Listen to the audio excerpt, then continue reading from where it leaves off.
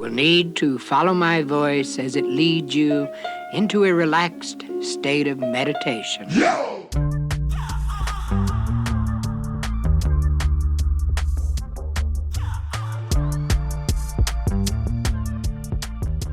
Welcome back to the Hobby Grow Podcast. I'm your host, Ben Owens, hobby grower and ghostwriter for the cannabis industry. Each week, we'll dive into my network of growers, hash makers, breeders, and mentors around the world to give you insight into their journeys, as well as give you information you can use to grow better weed and make better hash at home. Hit subscribe, roll something up, and let's get into it. This episode, we are joined by Colorado home grower Jerry, aka Sicko the Barber.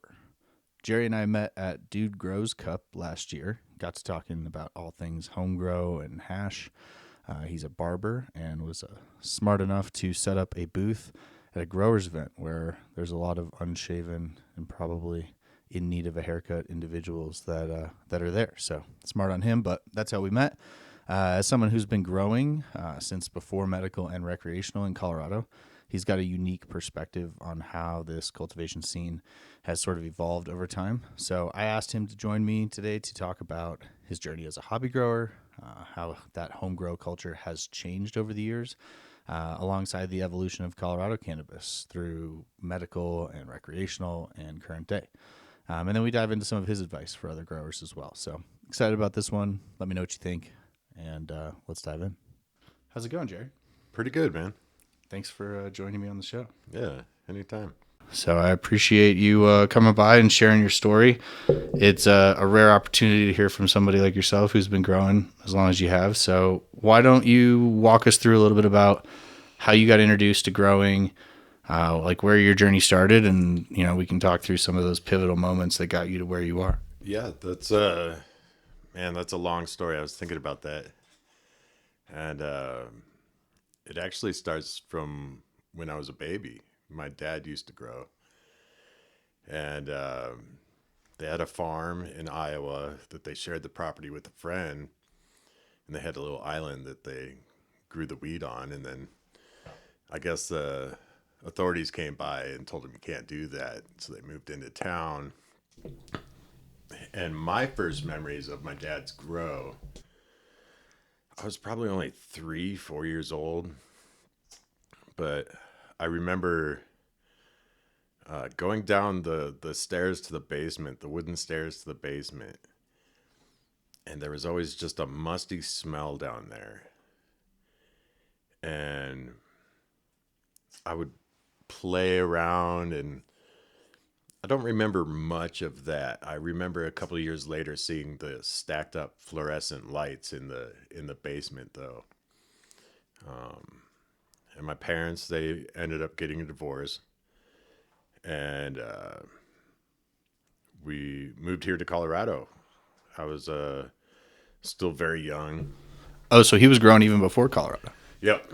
So my biological father used to run out to Boulder to basically buy drugs to sell in Iowa. And I've met people that actually knew him. He used to go by the name Rowdy. That's wild. And yeah, I won't go too much into him because he's definitely had an interesting life. But as anyone who dealt drugs in the black market in the 70s and 80s, they probably have some stories. The OGs. Mm-hmm. So when did you start growing then? It was after you moved to Colorado? Oh, yeah.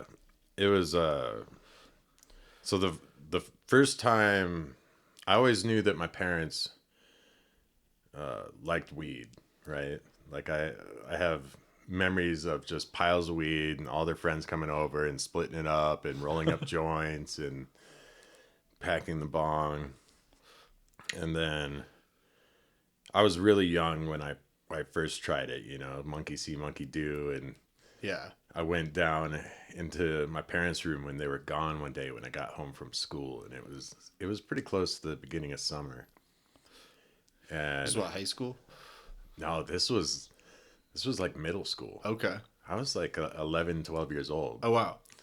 And I saw their ashtray, and I just saw green stuff in the ashtray, and I started chopping it up with scissors, and I loaded it in their bong, and just did the same thing that I'd see them do, and yeah, coughed all kinds. I was smoking stems. It was just straight stems. But that was my first experience. I remember my head spinning and all of that. A good stem high. Yeah, a good stem high. And then it was middle school. We lived in a town called Frederick in the Frederick, Firestone, Dacono area. Okay. And back then, Dacono was basically just one large trailer park, it seemed like. And all the kids were, already into smoking weed recreationally. We always met out in the farmer field in between Frederick and Dacono and smoked up. So that's when I remember doing gravity bongs in a shed with these two Lakota kids that I was friends with. 2-liter bottle? No, gallon jug. Oh, shoot. Yeah, gallon jug in a 5-gallon bucket. Good time. Yeah. And then, I really didn't, it wasn't until high school that I became really regular with it and started buying my own. And then, I think I was 15 and I started going out into clubs because, like a lot of kids in the 90s, there weren't a lot of rules or parental supervision or anything like that. So, the opposite of my household. yeah, the opposite of a lot of households. Well, and I had a circle of friends where that was definitely a form of currency. Having a stash. Yeah, there's lots of stories out of that. Like, holy cow! Used to trade LSD for kilos from some Hispanic guys that lived up in Greeley, and sometimes we'd go out to the clubs in Boulder and have a quarter pound and try to get rid of a quarter pound to a college kid or something like that. Yeah, that's crazy. But I didn't start growing until after high school, but it was immediately after high school. As soon as I graduated, I started cracking seeds. And it was all bag seed. I was going to say, where'd you get the seeds? Yeah. I had started smoking, the chronic, the dank. Yeah. In Sensimilla. Mm-hmm. And I remember the first time I did that was it was my 16th birthday. And I had friends over, and then we went down the street to the park, and they busted out a bag, and it was bubble gum. That was my first time. Oh wow! Smoking the dank, and shortly after that was blueberry. So it was the 94. Yeah. About then. But when I started cracking seeds after high school, I was just grabbing stuff out of the bag and throwing it in dirt and putting it in my window. And it took me about 2 years of doing that because I would just grow little plants and then get really paranoid and kill them, Yeah.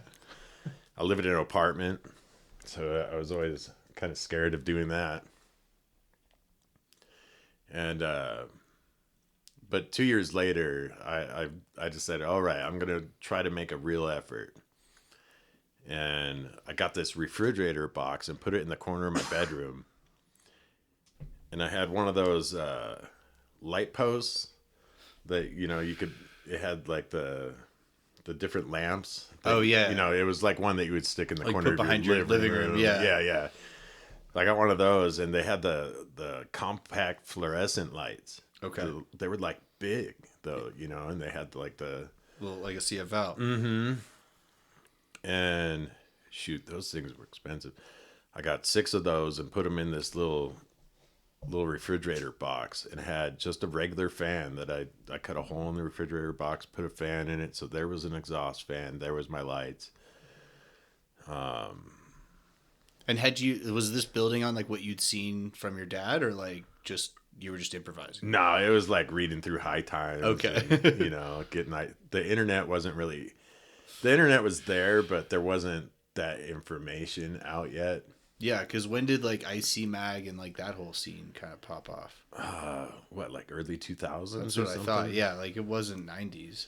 Yeah. I remember some of the forums, like, I want to say I was in there probably 2006 or something. Okay. But yeah, I was just going off of things that I would read in magazines, or, a friend would tell me. And So you had this refrigerator box with the Yeah. makeshift exhaust and it worked out all right. Yeah, I didn't get great buds, but it but you got happened. buds. Yeah, I got buds. And then I did that little setup for probably a year.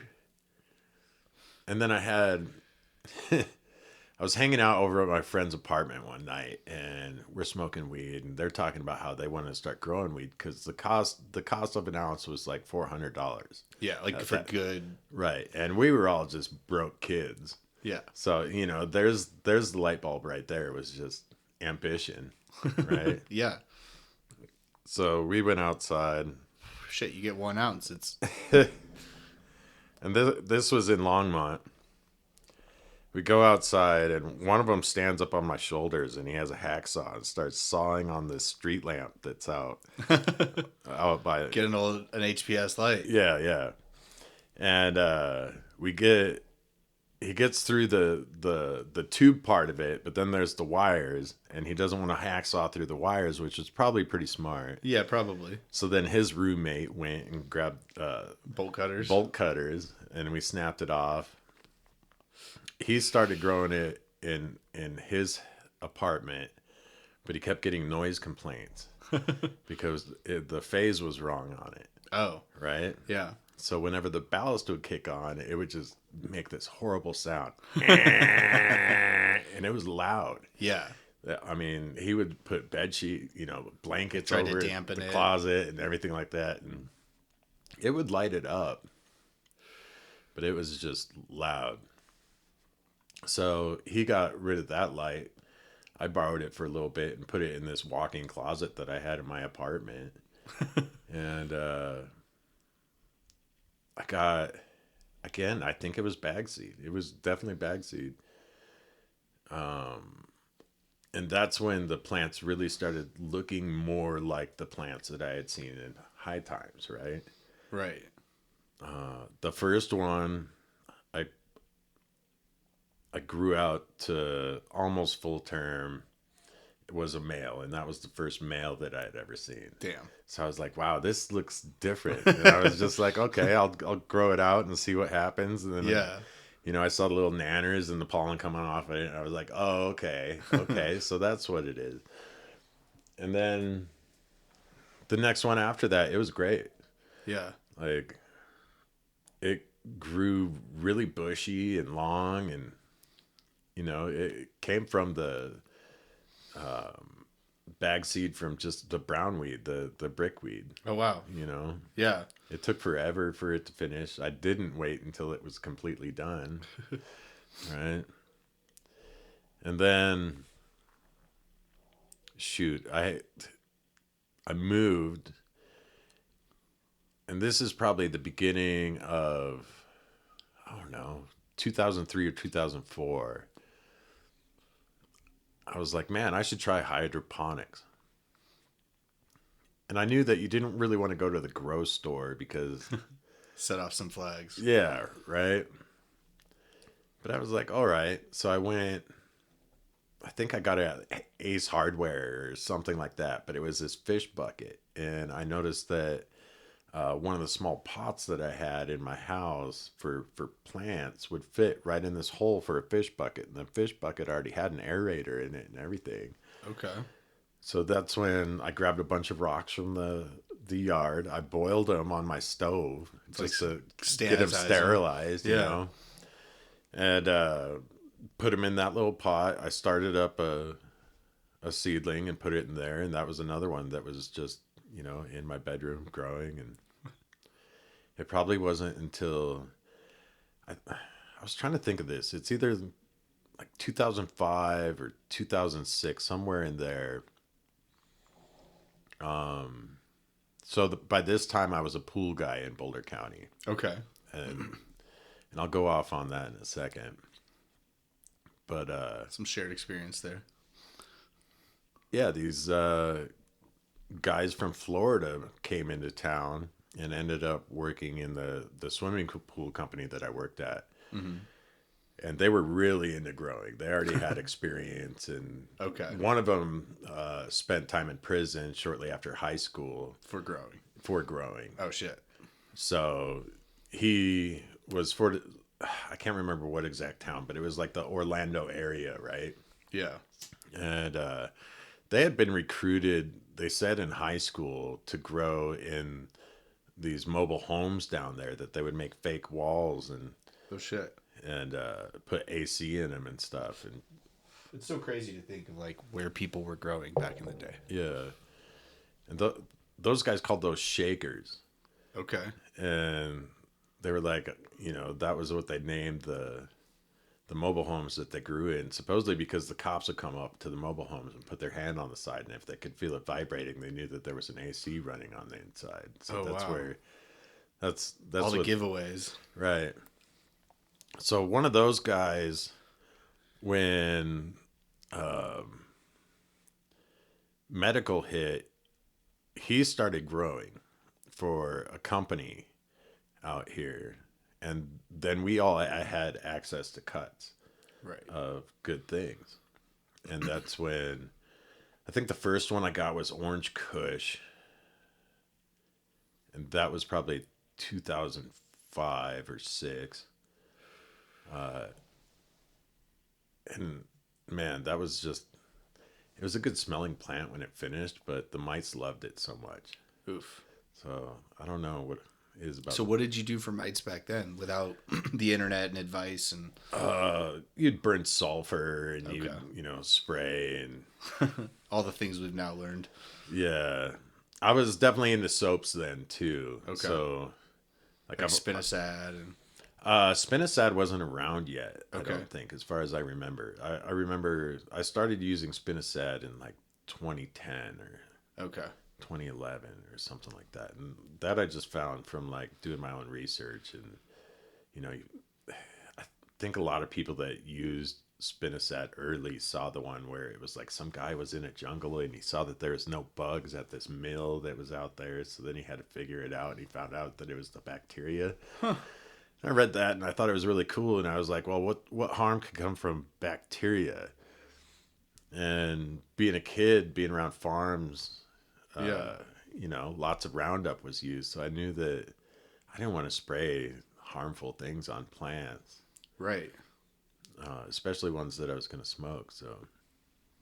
So anyway, so you got a Orange Kush, and that was the first cut. Yeah, and I was growing that again in my closet in an apartment off of Canyon in Boulder. And wasn't really, it was more of like a cool thing to do, like, oh, here's a plant and Like the novelty. check it out. Yeah.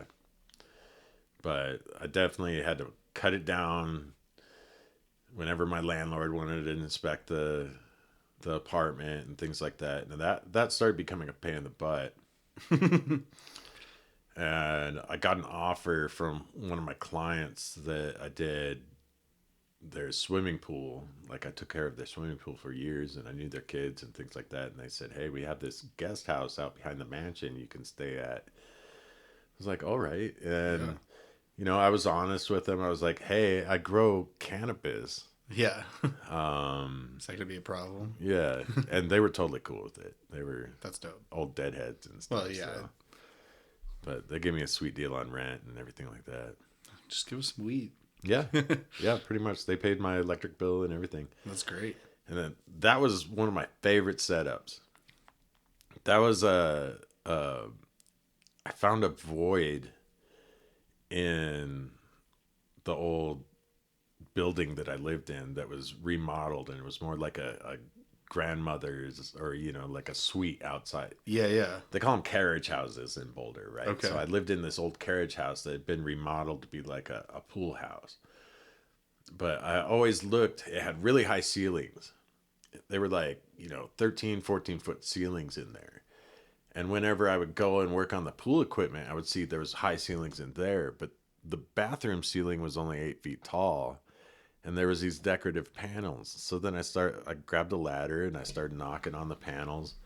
And I found the hollow spot in there behind one of the panels where there wasn't any insulation. So I peeled the trim off of it, and there was this big square that was about 9 feet up on the wall. And I pulled that whole thing off, and there was a 8 by 4.5 foot tall void that was above the bathroom. And I was like, wow, that's a perfect place to grow some weed. Yeah. And I put a little slider. I split it in two. So I had a little ladder that I would stash behind my couch. Okay. And I put hinges on the decorative panels so I could just close it behind me. And then I had a curtain so I could, as a light block, so no one, when my lights were off, no one could see it. And so then on one side I had a flower chamber, and then on the other side I had my nursery and my veg.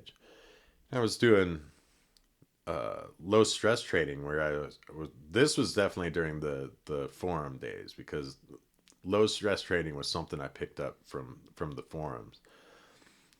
So I would just grow these plants in like spirals, and I could make a mother plant that was about this big and that tall that I could take. It's like 3 feet by 3 feet. Yeah, I would swap it out every 6 months or so. But I could grab every 2 weeks 50 clones off of it if I wanted, but I usually did 20. Okay. And then I made these little trays that sat in there that were drip trays. I was using cocoa then in these little pots, and I made these not like flood tables. They were like flood tables with lids on them, and all the plants I would sit on the lids, and the reservoir was the underneath of them. I had a little pump in there, and then that would feed the plants 4 times a day or whatever. And so then I was on like a 2-week rotation, just pulling, an ounce or 2 out every 2 weeks. That's great. That worked out pretty good. But I screwed up so many times. Yeah. Learning that too. Like the irrigation factor, or just... Yeah, like air circulation, the heat, and how the plant responds to heat with the level of nutrients that you're running through. That's when I really started to see like leaves cupping and things like that happening with the plants. If I went a little too heavy on it and the room got hot, then there was definitely a few times where so you had a veg space and a flower space in this little hideaway. Yeah, I would just crawl around from one to the other. I made a fake wall with like a slider door on it. Okay. So I could get to the other side. That's cool. Yeah. It's crazy to think about the places like that we're grown in. Just little voids. Oh yeah. So the lights that I got from that room, I rode my bicycle out to Gun Barrel. Okay. Where I knew there was a grow shop where no one really cared. This was Way to Grow, or this was before? Yeah, this was Way to Grow. Okay, yeah. And I want to say that was... We're medically legal in Colorado now. It's probably 2010 or 11. Okay. And I would buy one light at a time, put it pretty much under my arm or on my... And this was like a double-ended HPS? No, single-ended at that point. Okay. Yeah. I was so afraid I was going to break the glass, but I rode it all the way back into town to my place and hooked it up and everything. It was pretty cool. That's one of my favorite grows that I ever had, because just no one ever knew that I had it. You know? And you'd invest all that time into like these hideaway things. Yeah. That's cool. I had the drain for my reservoirs up there, and my fill up line I just put through the bathroom fan. Oh, nice. So you had water and... Yeah, I had water, and I had a drain that went straight into my toilet. Right. So irrigating, draining it automatically. So just the whole setup. Yeah. And then the Florida guys, I mean, they had pretty cool setups. And I learned a lot from them. They went big time. They would have like all the plumbing, and they did the deep water culture. Okay. And so one of them ended up winning a cannabis cup, the High Times Cannabis Cup down there. And that's sort of the last time I saw him. But by then, I'd got the Skywalker OG, the OG 18, the Orange Kush. I had gotten a lot of plants from him, And kept them. the Orange Kush I didn't, because that one just was like a mite magnet. Yeah. I couldn't stop them from showing up on that plant. I felt like, so I ditched that one eventually. But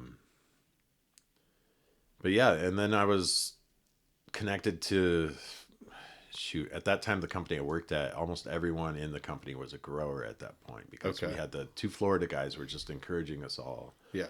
To do Well, and you so. had access to like chemicals and things without raising eyebrows. Yeah.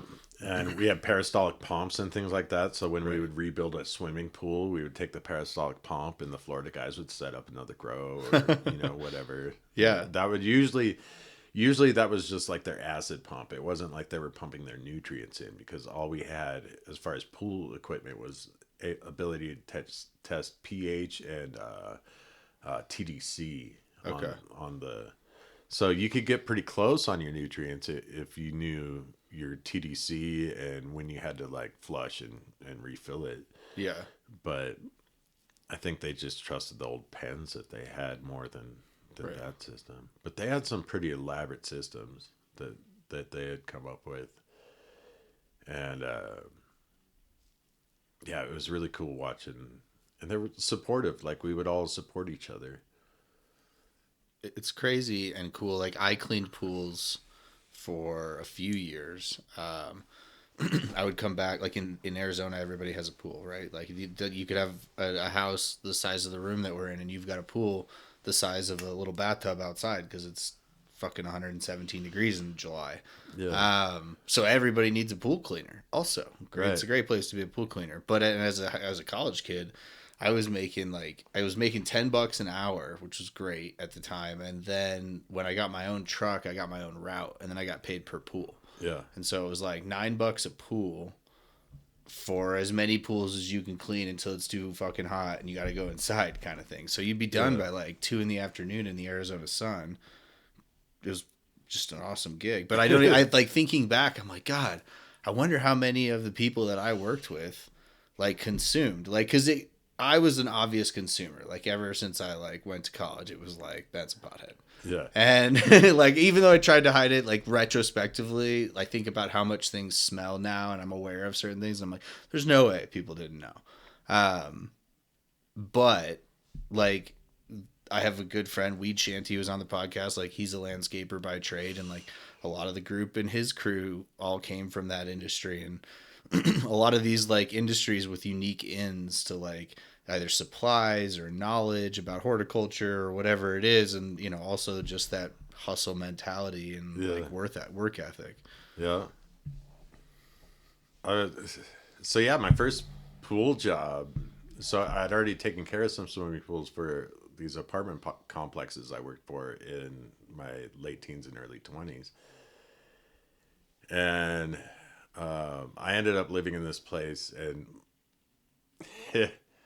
so I came home from a rave one day, and I had a bunch of acid and ecstasy going through my system, and I was out in the front yard just picking at like flowers off of clovers and just having a great time with it. And my neighbor's wife came over, and she's just like, I think you would get along with my husband. He's in the back in his office right now. You should go talk to him. So I'm like, okay. Yeah, you're all loving. Yeah, you're all I'm feeling... open to new experiences. Yeah. So I go into my neighbor's backyard. This is, I mean, I had met him, hey, howdy neighbor, and kind of stuff. But this was the first time I really sat down with him. And yeah, it was bong rips within 5 minutes with him, and that's awesome. You're hired. Yeah. And man, when we were opening pools the first year, he had this thing where he was packing a chillum, and it was like a full bowl. And he said he would hand it to me and say, you need to finish this before the next pool. This is one hit, finish it. That's Yeah. what it. Before snaps. And he knew some old hippie types. So that's where we used to go to a shop in a town, and almost every day, this guy would pick up a bunch of weed, and we would smoke all that weed every day. But this guy that owned this little shop next to a dog food place, so Okay. like an overwhelming Odor, smell, yeah. right? Like driving through Commerce City. So this guy is legendary in Boulder, like underground. Everyone knows when he was. The only hint I'll give is when he was younger, he used to collect chamomile up in the mountains. Okay. Right. So he stayed that same kind of guy, but ended up selling, partnering with someone, and then selling a company later on. So he ended up well off the rest of his life, but still decided he was going to open this shop. Okay. We would stop by there almost every day. This was a med shop, or this was before med? This was before. This was early 2000s. This was like 2002. Okay. And that's why, I'm doing my best not to throw out any names. Yeah, no, I got you. But he's still around too. Like I see him every once in a while. But he's one of the best growers I've ever known in my life. And I'm sure that he holds on to some things that people would really want. Yeah. But anyhow, like that was really inspiring too. And when I left that company about a year and a half later, the owner that, my neighbor that I had worked for, he told me, you should try out this other company. And I went over to that company and I went for an interview. And during the interview, the gentleman asked me, do you do drugs or you smoke weed or anything like that? And I said, no. And at the end of the interview, he goes, I'm sorry, but we can't hire you. And then it was like, whoa, what happened there? I have experience, they're looking for someone. I still see the ad up. Yeah. Craigslist was around then, and I would see the ad up, and I'm like, okay. So then it was a few weeks later, I tried again, and he asked me that question again, do you smoke weed or anything like that? And I was like, put my head down, I was like, yeah, I smoke weed. And he goes, all right, well, you're hired. Right? Cool. He's like, we don't need any Karens on the team, man. You gotta participate here. So that was pretty cool. And so all these guys, like in the circle, they all knew growers already. And then when I started working on swimming pools, I was going over to these wealthy people's houses. It's not even legal yet. And some of those houses, I would realize, well, they have a dryer vent going all the time. Yeah. And at that point, there was these like gel canisters that you could get, and you would put it in your grow. And I knew what those smelled like. They kind of smelled like dryer sheets, right? Okay. Like damp rid, kind of? Yeah. To knock down the smell or disguise it is what they were for. I swear I can't remember what those things are. But I knew that smell. And so then I would put two and two together at a lot of the places that I would go to and be like, okay, that person grows, that person, Right. There's even a guy that inherited one of the, he inherited an agricultural business that is one of the most successful in the United States ever, and still is. I was cleaning his water slide one day, and I saw his groundskeeper that lived on the property in his own house over in this little area by Christmas trees. And there was, a bunch of Christmas trees they would grow. And I was like, what is he doing over there? And a A little later in the season, I was like, oh, I know what he's doing over there, right? Smell starts wafting over to the pool. Yep. And then the customer came out one day and was kind of chewing me out. But he was chewing me out about algae being in his pool. And I said, hey, it's not me. It's your dogs, dude. And he goes, dude, no way, it's my dogs. So I open up the pool. He lets out the dogs. Dogs, he had a duck pond on the property. And his dogs just went straight for that and then straight for the pool. And as soon as he saw it jump at the pool, he turned to me and was like, apologized, reached into his pocket, brought out some weed, gives it to me, and then takes me on this tour of his house. Okay. And the way he explained it to me is that his house was owned by a drug kingpin in the area. Okay. And they had an escape tunnel.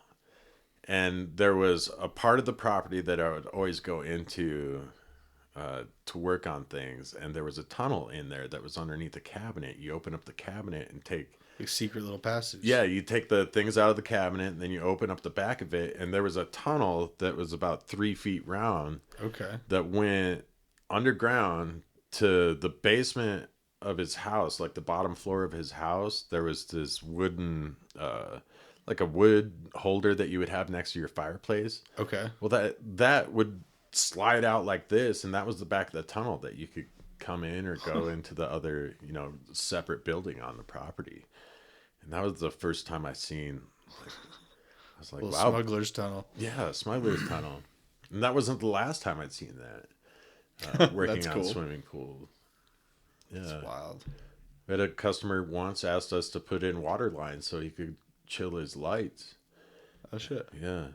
And later I found out that he had literally a small citrus orchard underground. Oh, wow. Yeah. That's cool. Yeah. What a wild thing to grow underground. Right. I think people were just still afraid. That one was still in between. That was still before recreational hit Colorado. Right. Yeah. Yeah, I mean, it's definitely a different... Like, I forget sometimes, how... Like, Colorado, to me, has always had a history of cannabis, very similar to California. So, like you've explained, growers were here, grow shops were here. Like, there were genetics and seeds and things, even though it wasn't as open. It was certainly more open than some places, that were way more conservative. So, yeah. Well, in the 90s, there was definitely a connection to the dead. Okay. In the 80s and 90s, solid connection to the dead in Boulder and the Denver area and stuff like that. And that's where I think there was a lot of people that grew in the area. They were deadheads. Right. It was well known back then that one of the easiest places to go score some really good dank was up on the hill in Boulder. Okay. Right? So then... Just find a deadhead? Yeah. It was basically an open drug market right there on 13th on the hill in Boulder. Wow. Yeah. Just a bunch of kids with dreadlocks and... and good weed. Yeah, good weed. And sometimes, you get ripped off and sometimes you wouldn't. Or I remember there was a club up there one night. My friends, they come across a 1/4 pound of dank and they wanted to get rid of it, and they found some college kids and they ended up getting robbed in the parking lot out back. Damn. Yeah. That sucks. But, so, like, when did you start buying seeds then? Like, or have you always did you sort of transition from bag seed to cuts and go from clone from there? I was solid on cuts. So when recreational hit, around the same time, the mansion that I lived behind, the two people that were married, they got a divorce and decided they were going to sell the mansion. So I had to move. And stay together for the plants. Come on. Yeah, right? Yeah, I was bummed. Oh, geez. I had the Skywalker cut then, right? And that was one of those that people always told you, don't give this out. Like, you cannot give this plant out. I gave this to you. Supposedly, the guy that I worked with had got gotten it brought out from California from a person that had it that wasn't supposed to get rid of it to anyone else also. As is often the story. Yeah. So I took my mom's over to my mom's Okay. and set them up a timer and everything like that in a little crawl space that they had. That really, it was chest high. All they had to do was reach in and water it every once in a while I was looking for a new place. I ended up moving into where I'm at now. And at that time, it was a communal property. Okay. So it was a bunch of people that grew, we All had like together. an acre garden and we'd all have to work together. And it was Very Boulder. very Boulder. Yes, very Boulder. And when I lived there, when I moved there, I had acquired a whole bunch of other cuts. Because the girl that I was dating at the time was part of a trim crew that cruised around Colorado at big, large grows. Yeah. And she would be offered plants. So we started growing outside, and she would basically just take it all and sell it. And I would just always say, just leave me 1 pound Yeah. of my favorite, and then we're cool.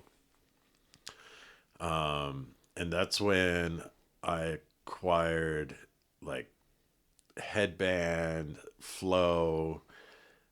This is 2012, 2013. Headband, flow, Charlotte's Web, Harlequin, Blue Dream. Yeah. Yeah. Yeah. I think I And had. so you were keeping 3-foot cube size moms of each of these? No, I started.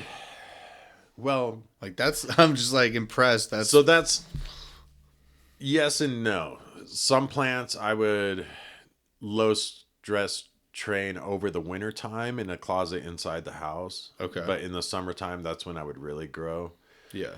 And then a year or so into that, I was just like, I'm just going to run clones over and over and swap out my clone every time. And then I was growing inside in my closet and then outside in the greenhouse. And then there was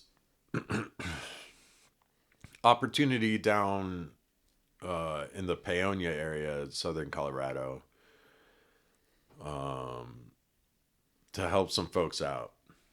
That's just how it was, Yeah. where they would pay me back every year for whatever I invested into it. And my girlfriend at the time would work down there for a good portion of time. But, God, it's hard to like tell the stories without like Being incriminating. saying, let's see. No, I think I can tell this one. So, It's a good start.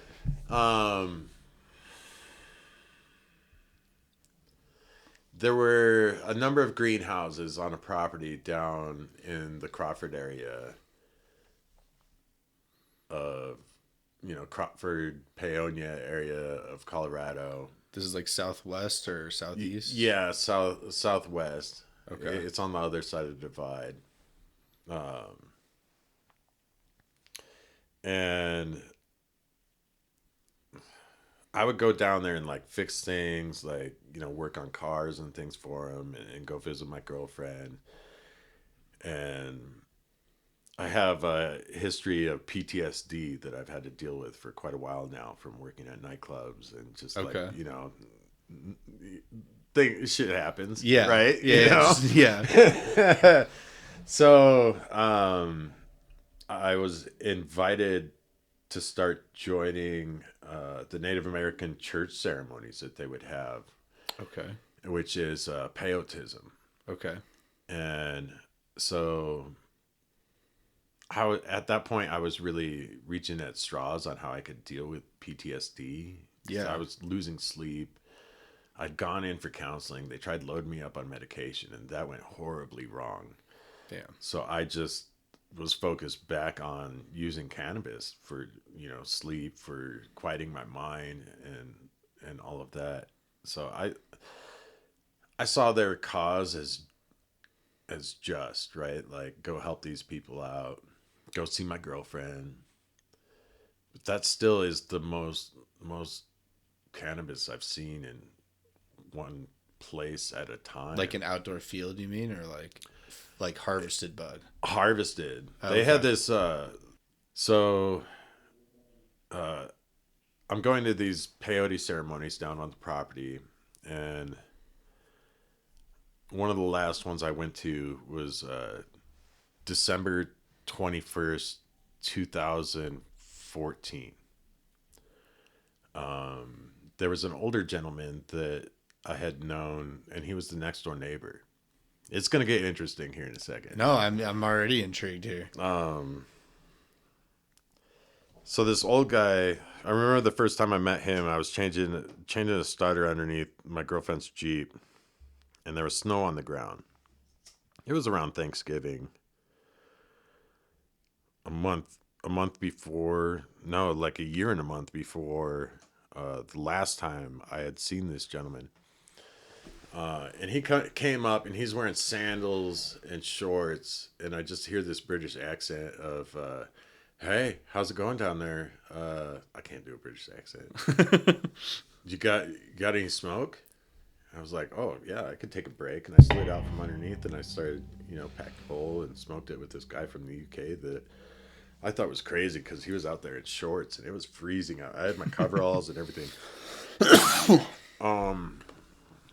So fast forward a year and a month later, the last time I meet this gentleman was at a peyote ceremony, and his name was Joe. And Joe, I didn't know it, but Joe had lung cancer. Okay.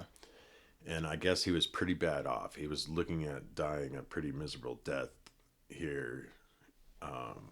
But as I knew him, he was still in all right shape. He was getting around. So December 21st, we go in at sundown to start the peyote ceremony, come out at sunup. And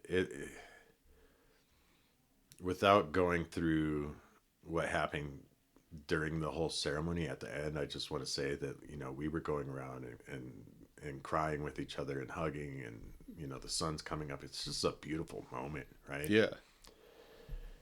And I go and hug this guy, Joe, and I look him in the eyes and I said, I just want to thank you for being here for me during this time where I'm trying to help myself, and hopefully you're getting something out of this also.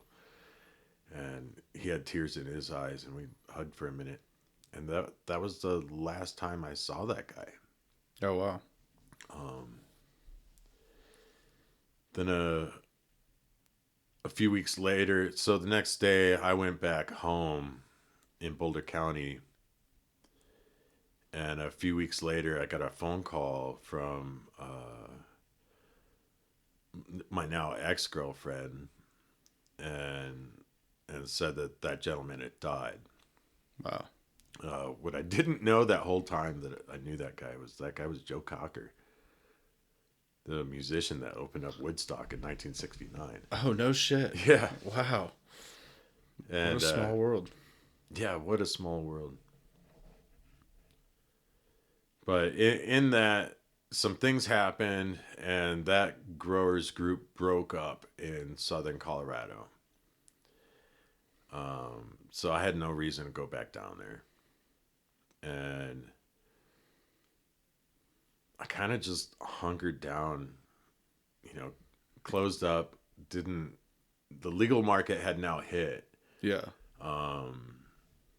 And there was no way of being like a caretaker or anything like that anymore. They used Right, it wasn't viable. Yeah, you just couldn't do it. So I just kept my stash for the past, what is it now? 13? Yeah. 14 years, something like 13 years. 13 years, yeah. Yeah. And with that, So So did you stop growing at any point, or you just kept it? You just Yeah. small and for yourself. The only time I did was when I was moving to the property. Oh yeah, there's the end of that story. So I dropped my my favorite mother off at my mother's house, and it took me 5 weeks to get moved into my new place and set up where I could, put that plant in my closet and just keep it going until summertime when I put it outside. And during that time, my mom had decided that she was going to put it in the spare bedroom upstairs and try to flower it, just with the natural light. Okay. And that was the Skywalker OG. Oh damn. And if you know the old OGs, they don't like being mistreated too much. Like they'll finicky plants. Yeah. So when I got that back, I tried for a couple of years to do something. I don't know what I was trying to do. I was just trying to grow it out, like race past it. You know what I mean? Yeah. But I think the damage had been done by then, because I had re-vegged it, but it was herming when I got it back. Oh damn. And I re-vegged out of that, took clones, and I kept, going through cycles of that plant, but it would still just, I would get seeds almost out of every crop, not a whole lot, but just here and there. And that's where, thank goodness I kept them. Yeah. Right. Because, okay, so I had that OG, and now we're going into like 2018, let's say, right? I still have that OG. I live out in the middle of nowhere, and one of the Florida guys that I used to work with at the pool company was really kind of bugging me a lot about that plant. Okay. And I was over it. I was over it. That's all. He didn't want to be friends with me. He just wanted that plant, Right. So that's when I was like, she herms all the time. I'm just going to get rid of her. And Okay. I got rid of it. And I had Blue Dream at that time. That was kind of like still a little bit of a moneymaker, but I got rid of that too because I was tired of it taking up my whole greenhouse. And that's when I did a hard reset, like 2018, and I started going through seeds again. Okay. But I had seeds from my stock, from stock of other growers that I had met around Boulder County. Yeah.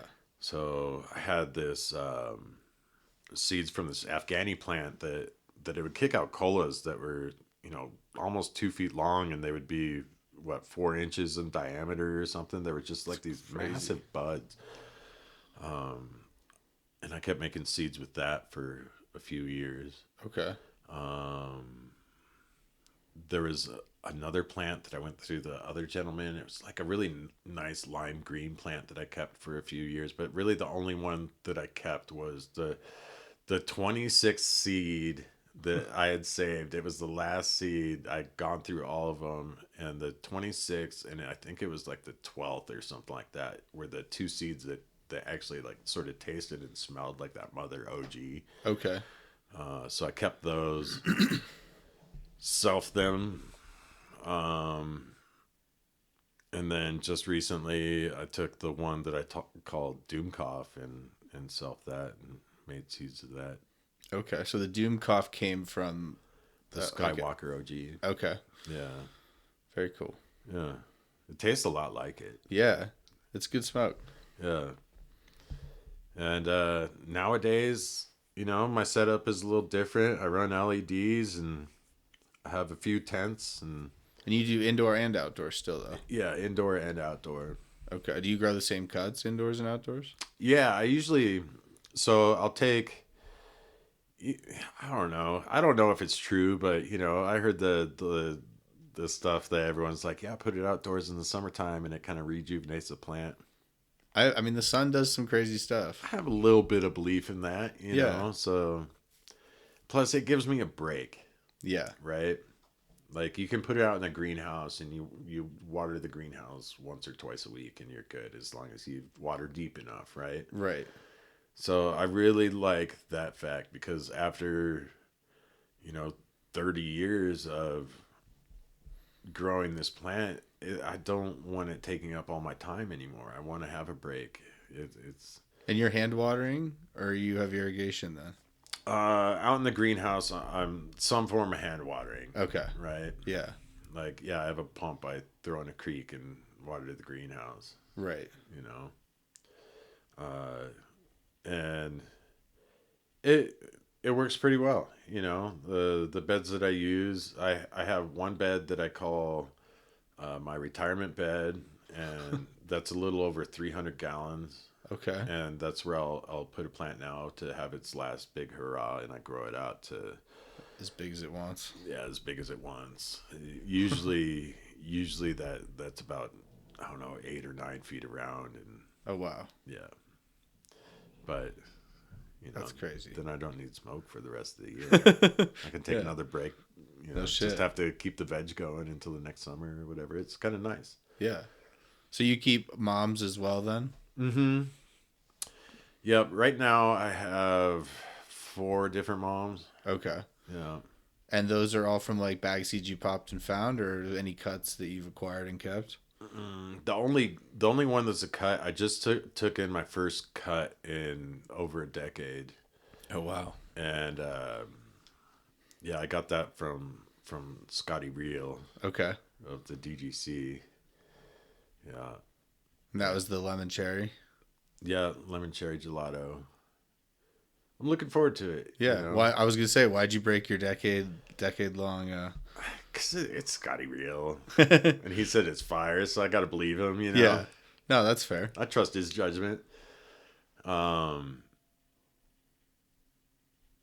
yeah, like I guess the DGC, that's a whole nother side of it. You know. I was gonna say, yeah, like let's talk a little bit about the community factor, because as you've kind of expressed, it has been a thorough line through your experience, seemingly, like whether it's a group of growers on a communal property or some sort of loose collaboration. Yeah.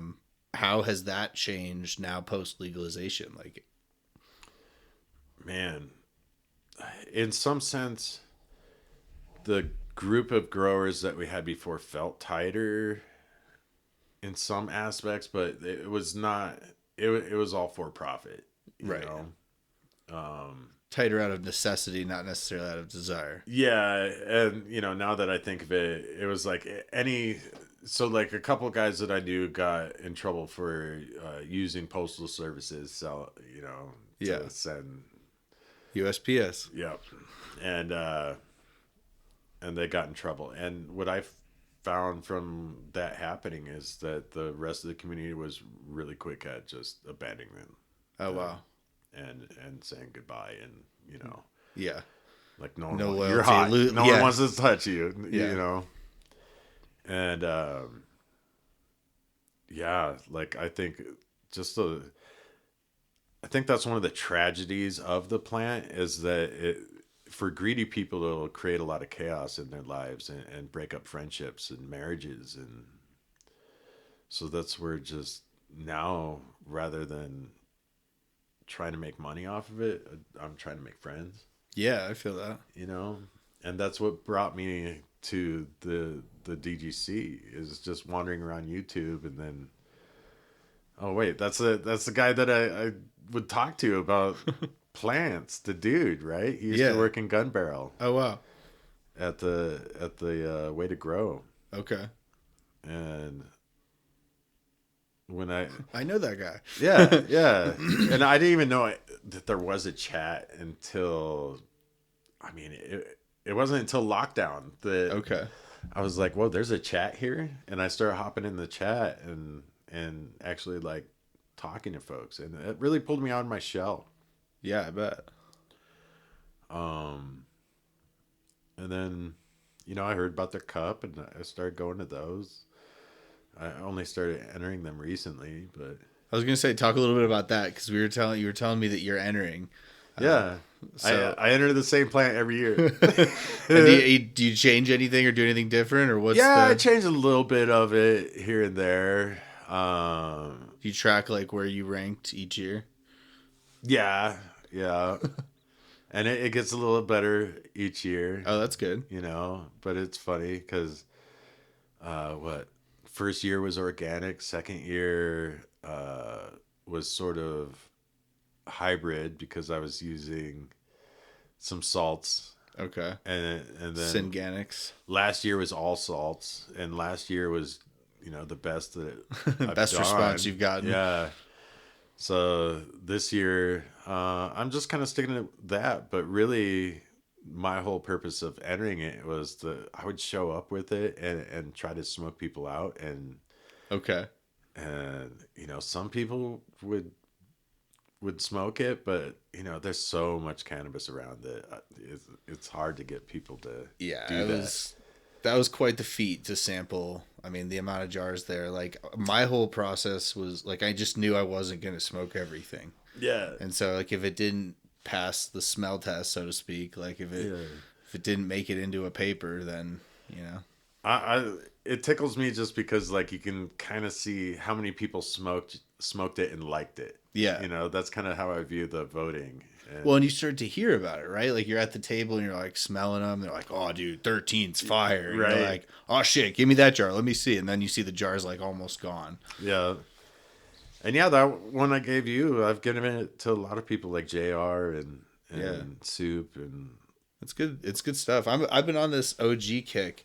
I as a newer grower didn't like have access to or have experience growing a lot of these legendary older cuts, the sour diesels and the OG Kushes of the world.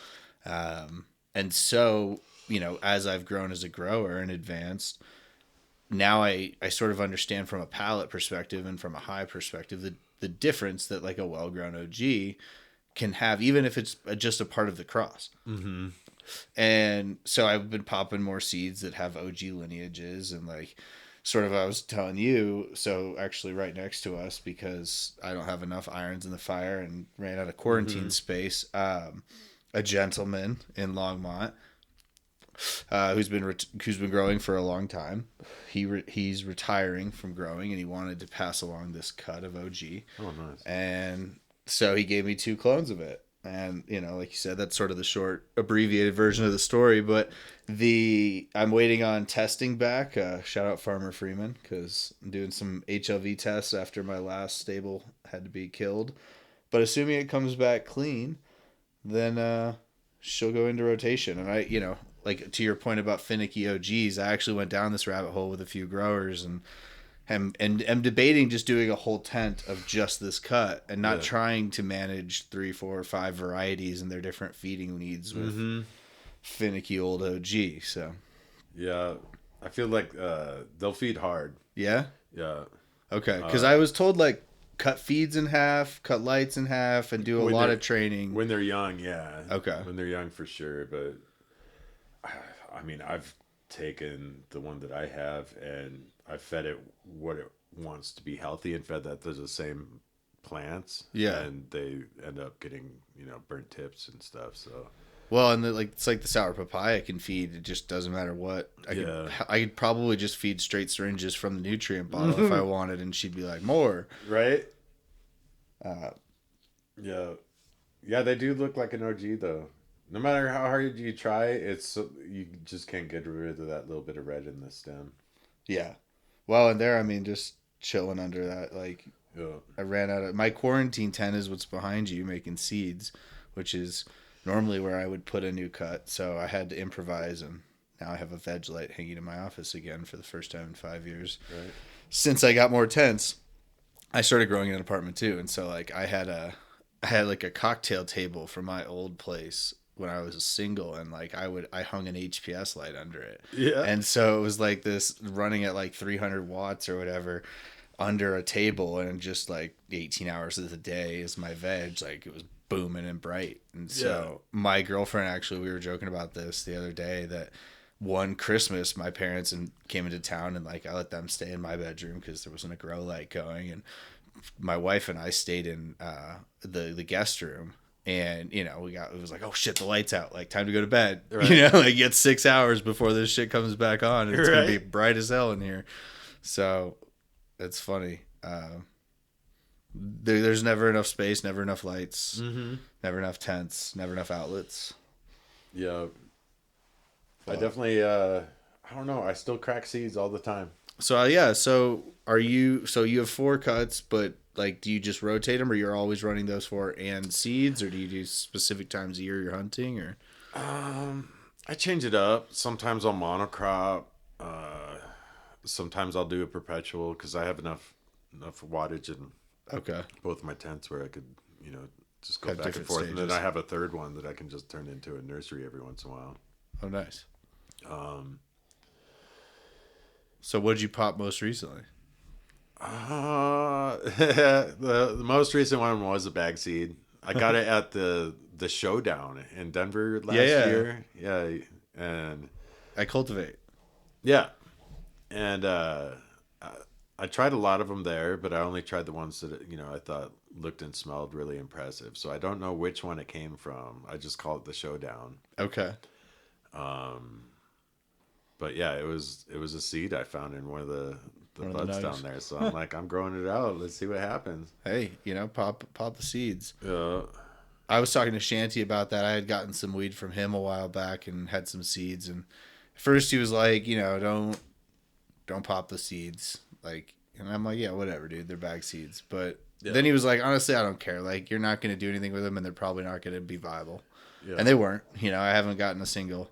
Oh, okay. But I have had great results with bag seeds. I mean, historically, like, It seems like the lottery goes up to better odds. it comes down, I think, a lot to your ability to spot herms. Like if you're pretty good at scouting and you're in your grow often, then I think there's a lower risk for like popping that random bag seed. But if you're like, I need something I can just pop and put the irrigation on and never come back in here and look, then that's like rolling the dice. I wouldn't do that. Because I have had great luck with bag seed, but I've also had plenty of herms. Right. Because it's from a herm, right? Like, that's the whole... Yeah. It's the old school femme. Yeah. But it depends on the amount of seeds you find in the bag. You know what I mean? Yeah. Like, if it's an ounce, you find 1 seed, your odds might go up a little bit. Right. Pull 15, 20, 50, 100. Yeah. Probably not. Yeah. And then, stress test. I think probably the first year I run a plant, I always have something that I do or multiple intentionally. Like I'll overcrowd the pot is usually the first thing that I'll do. Let it overcrowd a little bit. A little root bound. Yep. And then water stress is the next one. Let it droop. Okay. And like OGs, I've heard hate being overwatered. Yeah. Oh, dude, they're so bad with that. I feel like it's so bad that they're kind of hard to clone. Yeah. Because I'll take cuts at the same time as my other plants, and every single time it's like twice the time to root. Well, it's good to know. Yeah. So, yeah. You don't want to ask me for a cut of my OG. It sucks to grow. Have you grown a variety of OGs, or just always the Skywalker and then the S1s kind of from there? No, I had the 18. Oh, yeah. And there was the Larry. Okay. We called it Larry back in... Larry OG? Yeah. Yeah. Yeah. A couple Kushes. Does Bubba count? I mean, Bubba's one of those older strains. I don't know. To me, Bubba's not what I think of when I think of an OG. Yeah. It's definitely more of like a bulbous, fatter, shorter, not as stretchy. Grown a bunch of Kushes, but not all of them OGs. Okay. And I was going to say, like, I don't have the experience growing like Bubba Kush. Like, that's secondhand through other growers that I've seen their grows. Yeah. But... Well, so I mean, let's get into a little bit of these rapid fires as we start to roll things up. Okay, so summarizing, so like first legit grow setup, you'd say was probably your refrigerator box with the light and the exhaust fan, or that's the first hard go at it. That I had. Like valiant attempt, and so like now, and so now like you're intense when you're indoors. And then you just grow outdoors in a greenhouse. Yeah. And are you on LEDs now? I'm on LEDs. Any particular you organics, synganics, salts? What are you doing this year? So I came up with I feed with I use cocoa. Okay. I buffer the cocoa before I use it. And what do you mean by that? So I add CalMag Okay. to my cocoa Just in like a when there's diluted hot water water and you're mixture. busting up the brick. Okay. Yeah, like I try to get it at least pre-washed, or it says pre-washed. So you're talking like the like cubes that like expand with water. Yeah, Okay. I get I think they're like 10 pound or 11 pound Okay. bricks of those. Yeah, and I buffer that, and then I add light to medium feeding of grow dots, Okay. and then I just kind of use GH, the Okay. old 3-part GH. Just to supplement as needed. Yeah, it's funny because that's the first thing that Just I keep it simple. used, and I went back to that. I've tried all kinds of stuff over the years, but Oh, I imagine. and it seems like a pretty good combo.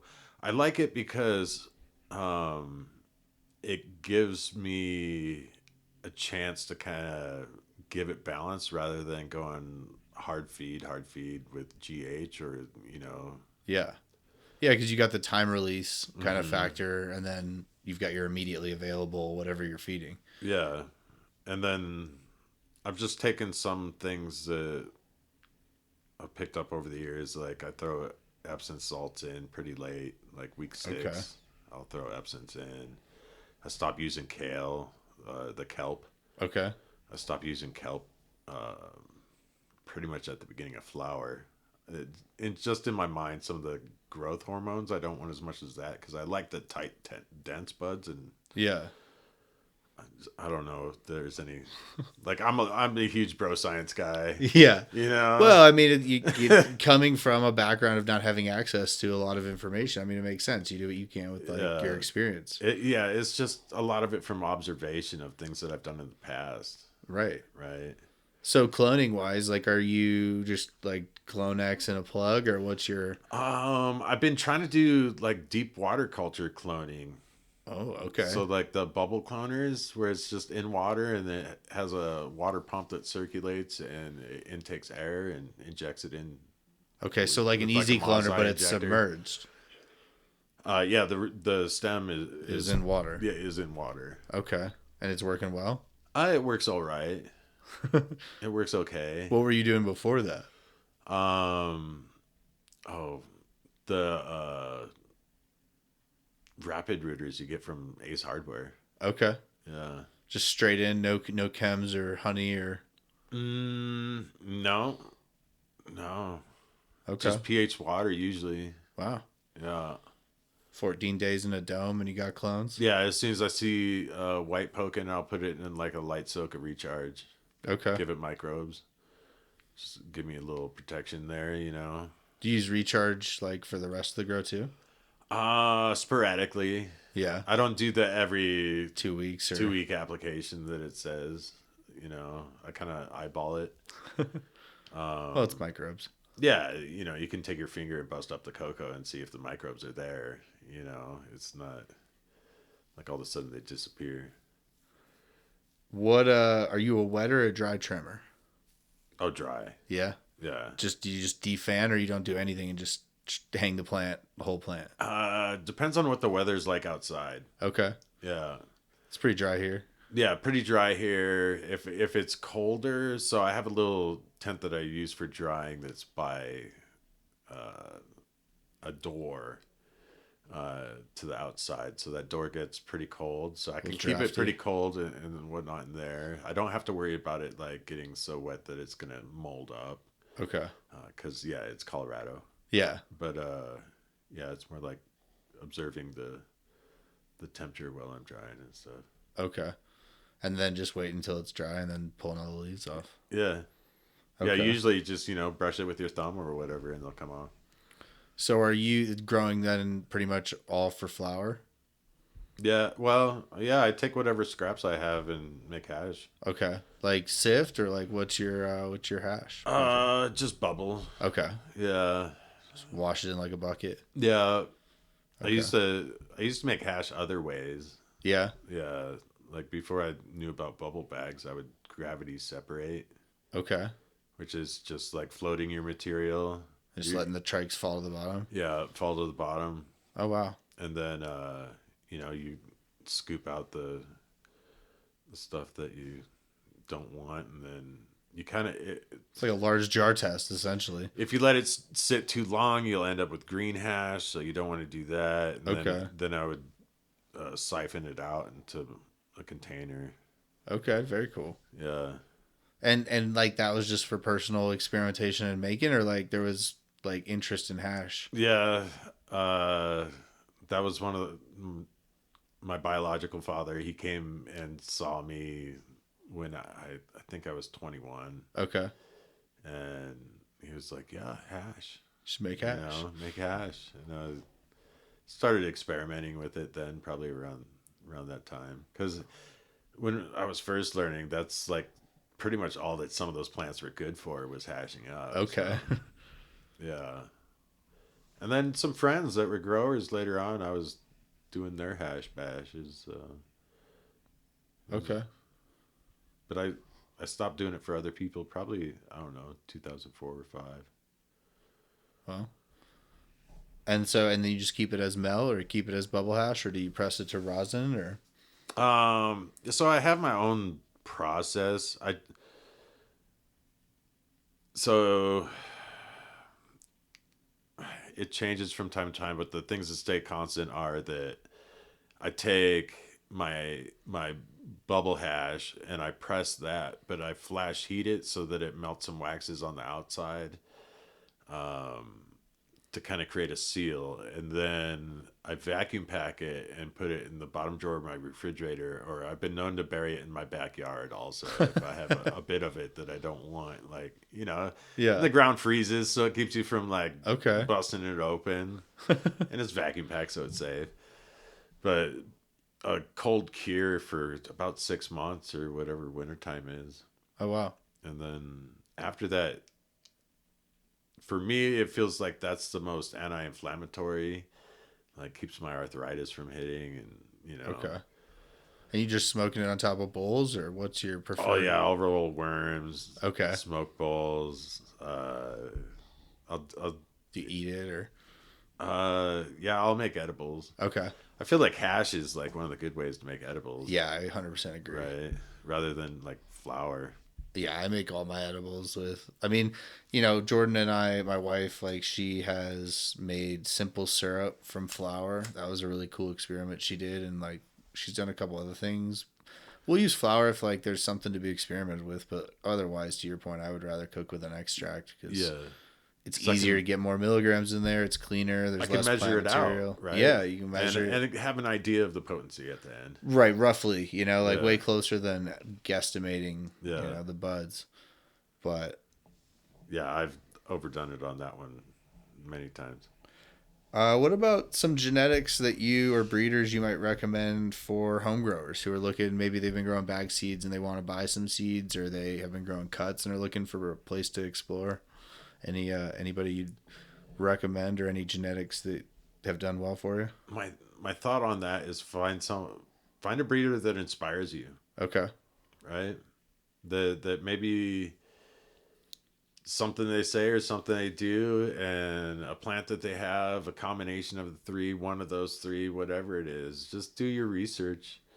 Um, Seeds that I've bought in the past, like I've bought cricket and cicada.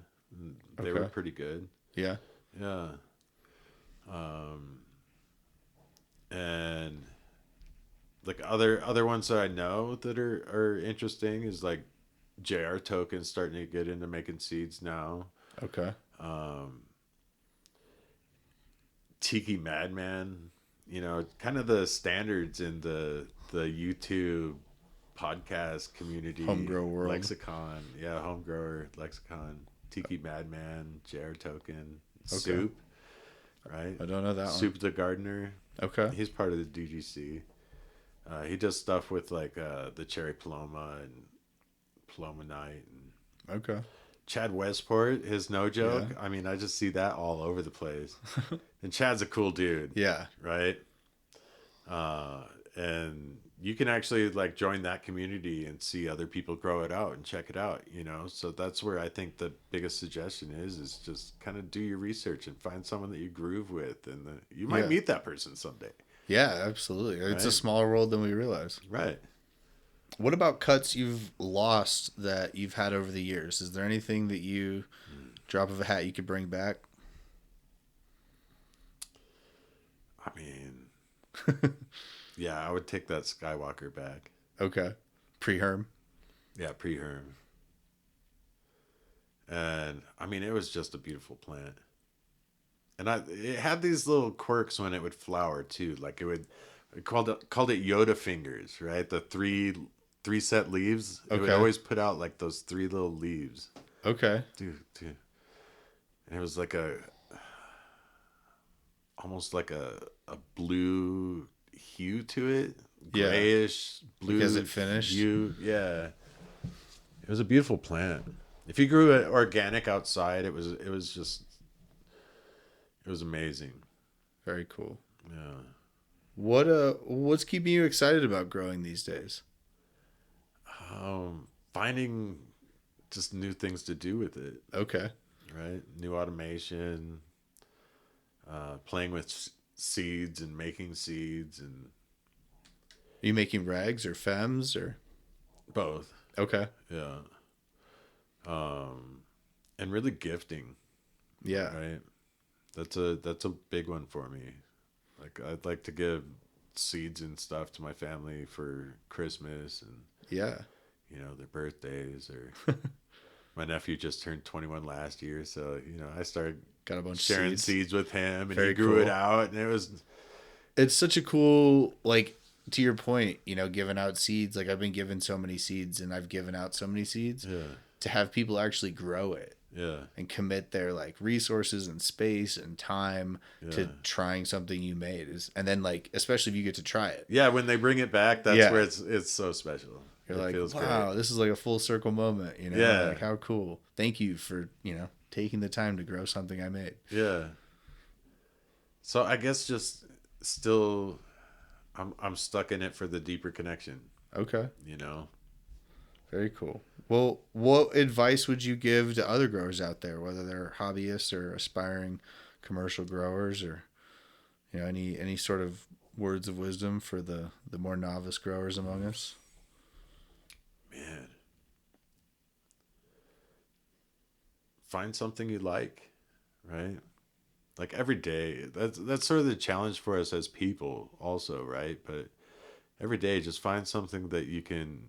One thing that you can enjoy about it, even if it's gone wrong. Yeah, I love that. Right? Yeah, I've always said the grow gives me something to be excited about every day. Yeah, and even when oh man, the plant teaches you so much, right? Like it teaches you loss. It teaches you keep going, get back up, keep doing it, keep trying, come up with new ideas. Yeah. Don't trust the process all the time. You know what I mean? Use your eyes, use your Yeah. There's so many things that the plant teaches us. It's amazing. Yeah, it is. It's a truly incredible plant for so many reasons. Growing was just a different level of relationship with it as well. Right. Well, where if people have enjoyed listening to you, have enjoyed your story, where can they find you on the interwebs or otherwise? This is your shot to promote yourself however you choose. You can find me Sicko the Barber on Instagram. Or I mean, shoot, you can come get a haircut if you want to. Come bullshit about growing and get a cut. I'm up on the hill. Okay. If you're Boulder, Yeah. growers Barber. Yeah. It's the Barber joint. Okay. Yeah. Aptly named. Yep. It's a fun place. I like it. It's right across from the university. Bunch of young people. Yeah. Just- You get a lot of growers? I get a few of them in my chair. Yeah. Okay. Yeah. From the DGC Cup, or A couple from there, and just a few other locals and stuff. And very cool. It's a conversation that happens a lot in my chair. Yeah, It is about cannabis. I can see that. Yeah, I like talking about it. Yeah, there's always something to talk about. Yeah. Well, shit, Jerry, it's been a pleasure having you on the show. Yeah. Thanks for sharing your story. Thanks for telling us about some of the things that you've observed and experienced over your time as a grower. Yeah, thanks, man. And I look forward to more conversations like this with you. Yeah, anytime. That's it for now. New episodes drop weekly to inspire your hobby.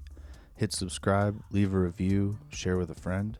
And as always, I'm your host, Ben Owens, and we'll see you next time.